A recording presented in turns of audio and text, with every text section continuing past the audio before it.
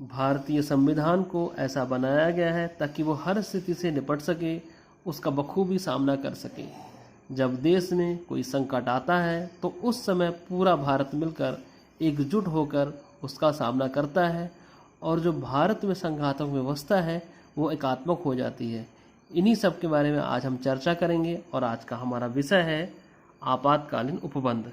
तो मैं अवतार राणा आपका स्वागत करता हूं हंसवाहिनी क्लासेज में। तो चलिए आज की क्लास शुरू करते हैं। और जैसा कि मैंने थंबनेल बनाया है जिसमें मैंने इंदिरा गांधी जी का फ़ोटो लिया है और उसमें लिखा है बोल्ड अक्षरों में 1975।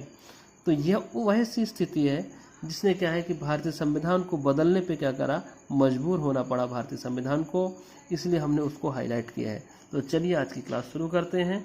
तो आपात उपबंध हमारे संविधान के भाग 18 में है और उसका अनुच्छेद है 352 से 360 तक, और ये जर्मनी के संविधान से लिए गए हैं। हमारे यहाँ आपातकाल 3 प्रकार के होते हैं। ठीक है, किस प्रकार के होते हैं? 3 प्रकार के।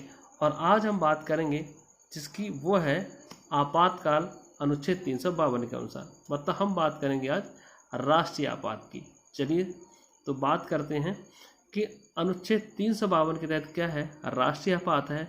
उसमें यदि हमारे देश में किसी देश से युद्ध हो जाता है, या कोई देश हम पर आक्रमण कर देता है, या सशस्त्र विद्रोह उत्पन्न हो जाता है, मतलब ऐसा विद्रोह जिसमें हथियार वगैरह का यूज होता है, उसमें हम राष्ट्रीय आपात लगवा सकते हैं। हम का मतलब हमारी संसद।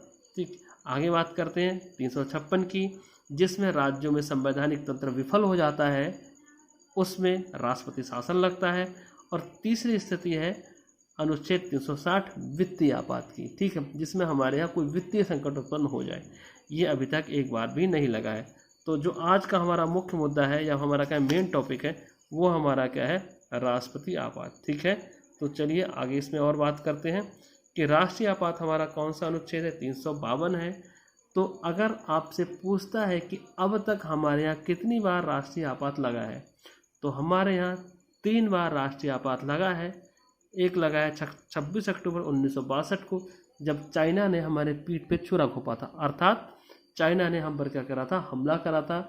ये हुआ था भाई जवाहरलाल नेहरू जी के समय में, क्योंकि उस समय हमारी पॉलिसी हुआ करती थी हिंदी चीनी भाई भाई। ठीक है, तो उसने क्या किया, हम पर पीठ पीछे मतलब छुरा घोंप दिया। तो उस स्थिति में हमारे यहाँ क्या लग गया भाई, 1962 में आपातकाल लगा है। दूसरी स्थिति है 1971 में पाकिस्तान ने हम पर आक्रमण किया, और इस समय हमारी प्रधानमंत्री कौन थी, श्रीमती इंदिरा गांधी। ठीक है, और तीसरी स्थिति है जो कि काफ़ी विवादित रहा है, ठीक है, जिसका थंबनेल हमने बनाया है। ठीक है, ये है 26 जून 1975 में आंतरिक अशांति का मामला। ठीक है, मतलब ये मामला इतना विवादित था कि इसके बाद 44वां संविधान संशोधन हुआ, और इस आंतरिक अशांति की जगह क्या करना पड़ा, सशस्त्र विद्रोह हमें शामिल करना पड़ा। क्योंकि इंदिरा गांधी जी ने, ठीक है, इसमें क्या करा था कि भाई बिना मंत्रिमंडल की सलाह लिए, मतलब बिना मंत्रिमंडल की लिखित सलाह लिए चुपचाप क्या करा था, आंतरिक अशांति की कारण मानकर आपातकाल लगवा दिया था। इसलिए जो हमारा 44वां संविधान संशोधन है वह यह भी प्रावधान करेगा इसके बाद कि भाई राष्ट्रपति आपातकाल तब तक नहीं लगाएंगे जब तक कि मंत्रिमंडल उनको लिखित रूप से सूचना ना दे। ये किसके कारण हुआ है, ये हमारा 1975 के कारण ही हुआ है। और एक स्थिति और हम बता देते हैं इसी आपातकाल के बारे में कि इस समय क्योंकि 1971 में हमारा आपातकाल चल ही रहा था, तो ये डबल आपातकाल हो गया था। इसलिए काफ़ी भाई विवादित मुद्दा है इंदिरा गांधी जी के समय का। ठीक है, आगे बढ़ते हैं। अब देखते हैं कि भाई आपातकाल लगता कैसे है। ठीक है, आपातकाल की घोषणा कौन करता है। तो हमारे यहाँ आपातकाल घोषित करने का अधिकार राष्ट्रपति को है, जो कि लिखित सूचना से करेगा, किसकी, मंत्रिमंडल की। ये 44वां संविधान संशोधन 1978 द्वारा करा गया है। और ऐसी घोषणा मतलब आपातकाल की घोषणा है जो 30 दिन के अंदर अंदर दोनों सदनों से 2/3 बहुमत से, या हम कहें विशेष बहुमत से पारित होनी चाहिए।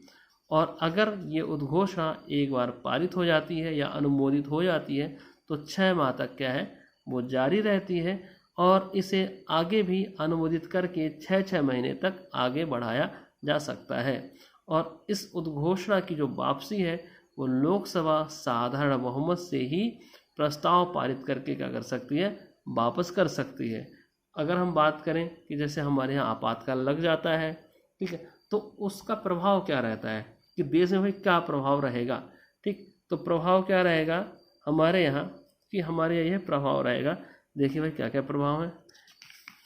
एक तो ये है कि भाई संसद की जो विधायी पावर है ना, देखो शुरुआत में जो मैंने इंट्रोडक्शन दिया था उसमें कहा था कि यद्यपि भारत में क्या है आपका संघात्मक शासन है, मतलब हमारे यहाँ संघात्मक शासन का ये मतलब होता है कि शक्तियों का विभाजन होता है केंद्र और राज्यों में।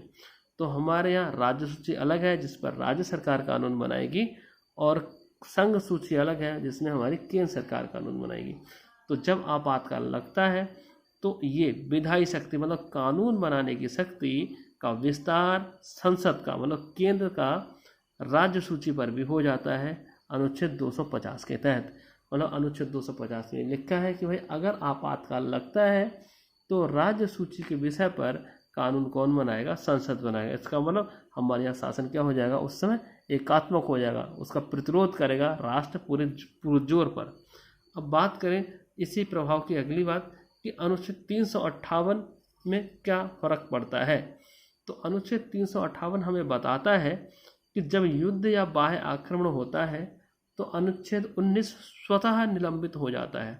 निलंबित का मतलब है कि उस समय तक आपका वो अधिकार आपसे छिन जाएगा। ठीक है, यही स्थिति हमारे क्या होती कोरोना के समय हुई थी, देखिए। ठीक है, हालांकि वो आपातकाल जैसा स्थिति थी तो, लेकिन कोई युद्ध वगैरह नहीं हुआ था। ठीक है, तो हम बात करेंगे इसी की कि आपका अनुच्छेद 19 के तहत आपकी क्या है स्वतंत्रता स्वतः निलंबित हो जाएगी, जिसमें आपका अनुच्छेद 19 आपको पता ही होगा, वाक अभिव्यक्ति की स्वतंत्रता है। ठीक है, साथ में सम्मेलन करने की स्वतंत्रता है, संघ बनाने की स्वतंत्रता है, कहीं भी घूमने फिरने की स्वतंत्रता है, कोई भी व्यवसाय करने की स्वतंत्रता है, और कहीं भी बस जाने की स्वतंत्रता है। ये सब आपके अनुच्छेद 19 के तहत ही ये सब आपकी क्या है स्वतः ही खत्म हो जाएगी। लेकिन कब तक, जब तक कि हमारे यहाँ आपातकाल चल रहा है। ठीक है, जब आपातकाल खत्म हो जाएगा तो स्वतः ही क्या हो जाएगा, वो स्फूर्त हो जाएगी, या स्वतः ही क्या हो जाएगी, वो चालू हो जाएगी। आगे इसकी बात करते हैं। लेकिन सशस्त्र विद्रोह में ऐसा नहीं है। कैसा नहीं है कि जो आपकी अनुच्छेद 19 के तहत जो स्वतंत्रता है ना, वो स्वतः निलंबित नहीं होगी। ये प्रावधान कब करा गया, 44वें संविधान संशोधन के द्वारा। ठीक है, देखो मैंने बताया था आपको कि 42वां संविधान संशोधन तो बहुत बड़ा है, लेकिन 44वां कोई कम बड़ा नहीं है। उसके बाद अगर कोई है तो वो 44वां ही है। ये आप मेरे संशोधन वाले वीडियो में देख लीजिएगा। ठीक है, तो बात है कि ये वाला बड़ा अच्छा है कि सशस्त्र विद्रोह के समय मतलब उसको निलंबित करा जाएगा, करा जरूर जाएगा। ठीक है, लेकिन अपने आप वो निलंबित नहीं होगी। ठीक है, जबकि 19 आपके बाह्य आक्रमण और युद्ध में स्वतः ही निलंबित हो जाएगी और स्वतः ही शुरू हो जाएगी। अब जैसे मैंने अभी थोड़ी देर पहले कोरोना की बात करी थी, जब हमारे यहाँ कोरोना आया था तो हमारा अनुच्छेद 19 हमारे बहुत सारे मूल अधिकार क्या कर लिए गए थे, छीन लिए गए थे। ठीक है, जैसे हम कहीं जा नहीं सकते थे। ठीक है, हाँ, लेकिन हम बोल सकते थे। ठीक है, इंटरनेट के जरिए लोग बोल रहे थे, फ़ोन में बोल रहे थे। ठीक है, लेकिन हम कहीं जा नहीं सकते थे, कहीं घूम फिर नहीं सकते थे। ये सब हमारा क्या है अनुच्छेद 19 के तहत हमारा छीन लिया गया था। ठीक है, चलिए अब आगे बात करते हैं। 358 तो हमारा हो चुका है। अगर हम बात करें अनुच्छेद 359 की तो बहुत ही अच्छा है पेपर के लिहाज से। अगर आपको प्रश्न पूछा जाता है कि भाई आपके मूल अधिकार, ठीक है, मतलब जो भाग 3 के तहत आपको मूल अधिकार दिए गए हैं वो आपातकाल के समय कौन निलंबित करेगा, तो कौन निलंबित करेंगे भाई, वो करेंगे राष्ट्रपति। ठीक है, राष्ट्रपति आपके, ठीक है, भाग 3 को निलंबित कर सकते हैं। ठीक है, लेकिन सिवाय किसको छोड़कर, 20 और 21 को छोड़कर। ये प्रश्न आता है पेपर में कि कौन से मूल अधिकार हैं जो किसी भी परिस्थिति में निलंबित नहीं होते, मतलब कभी भी खत्म नहीं होते। तो आपका 20 है और कौन सा 21 है। ठीक, 21 क्या है भाई, प्राण एवं दैहिक स्वतंत्रता है, और 20 क्या है भाई आपका दोष सिद्धि के संबंध में संरक्षण। यही तो है। ठीक है, देख लीजिएगा। ठीक है, आगे बात करते हैं कि आपका लोकसभा पर क्या प्रभाव पड़ता है आपातकाल का। तो लोकसभा पर यह प्रभाव पड़ता है कि उसके कार्यकाल को 1 वर्ष बढ़ाया जा सकता है एक बार में।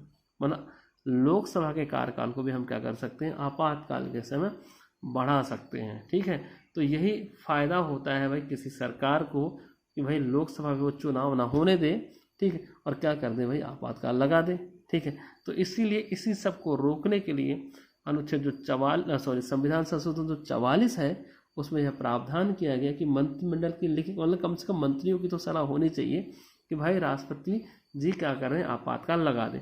तो ये सब आप फैक्ट देखिएगा, ठीक है।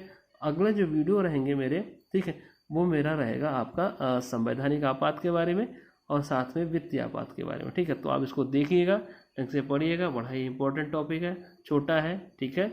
चलिए, आपका समय देने के लिए धन्यवाद।